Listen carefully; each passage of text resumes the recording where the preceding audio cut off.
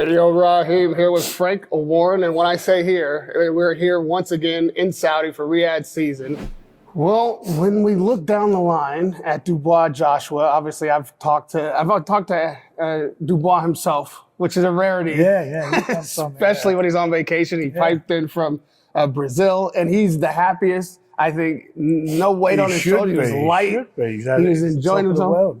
And so I think that it comes not just from the win, but from the decisive nature of the win and the confidence that he has. He's calling for the rematch. You know, he seems to want it more than Joshua because he's out there saying it. You know, like I said, they want the rematch. It's not a problem. We just got to sort out the terms and so forth. That's there. That's there to be done. And we've had the conversations with, with his management, with Eddie. We'll see what happens. And if he wants it, that'll be accommodated. As you said, Daniel's got no problem with it. I certainly don't have a problem with it. He's not only got no problem with it, he's calling for it. I suggested, I'm like, listen, you know, you're in the catbird seat, wait out the 21st, get a shot at Undisputed potentially. Yeah. And he's like, no. I want Joshua first. Even if I could get Undisputed next, I want Joshua first anyway. Where is that coming from? Well, he obviously fancies the job. But look, whatever's happening is going to happen. He's he achieved what I felt he could do, his potential. And he now is in a position where he's probably one of the most exciting fighters in the world. I mean, he's never in a dull fight, Daniel. Never in a dull fight. You look at his last 4 fights, they've all been bloody good fights to watch. All of them have been good fights, probably all the way through. And he's, for me, the big thing for him now, the 2 big things that happened was, 1, there was head movement, because a couple of times he's been quite static. He's moving his head. And 2, he's matured mentally. That's been a big thing. The best thing that happened to him in his career, perversely, was what happened in the fight against Usyk. Because Usyk's a good fighter, he's a great fighter, no doubt about that. But it was the referee that was giving him the problem.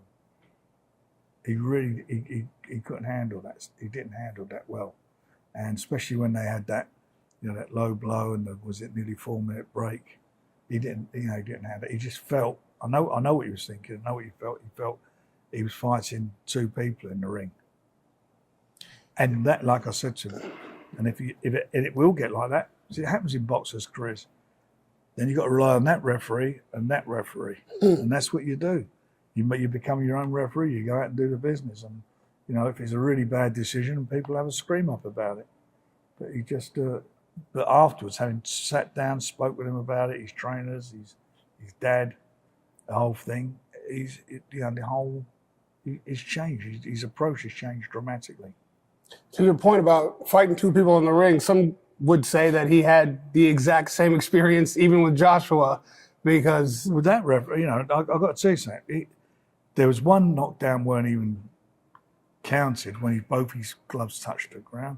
There's 1 stage where the referee, I thought he was calling, stopping the fight, and he didn't. And that warning he gave him was very started about his head. I mean, where was that from? I've never seen. Well, like he's gone out and gone bump and put the head on him. That was quite severe. That was, and I thought, here we go again.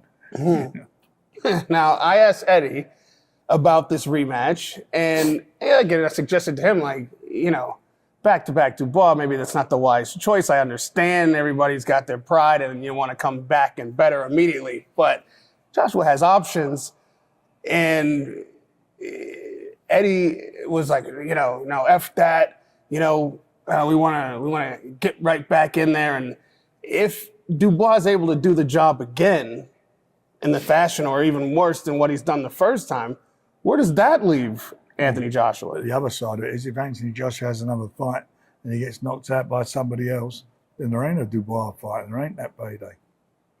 Well, yeah. Well, I mean, okay, that's fair. You think you're going to fight him. He's going to fight someone. Who's he going to fight? That's going to, first of all, people. Is it going to be the famous warm-up fights and all this thing? Is it going to be that? That I don't know. But the fact of the matter is, anybody who fights him is going to jump on his arse now. They're going to put it on him. That's what they're going to do. So every fight will be jeopardy for him, if you want to look at it that way. You know, can he change what he did? See, up for me, that fight, it wasn't that because a lot of people said he didn't show up on the night. I don't think he was allowed to show up. I think Daniel just, from the very beginning, and it was always my sort of, how I analysed the fight, it was all about whoever pushed the other guy back on the back foot, whoever did that would be in command of the fight. And so you're doing that by the battle of the jabs. And he's got a great jab, and he's got a good chin, Daniel. I know he's got his eyes busted up badly. That's not a knockout. And also and we talked about Usyk, where it was with that, and where he was.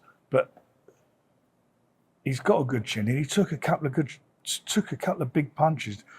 Before the final knockout, he got caught with a real good shot by Joshua, and that was the moment in my heart I was waiting for, because I wanted him to come out and train with him, Joshua. Because once he does that, he leaves himself exposed for the counter. And I think I said that at the time too. We talked about the fight.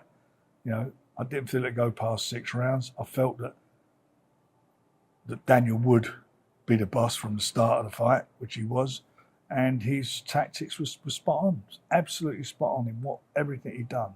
How he took him apart, won every round in style, in real style.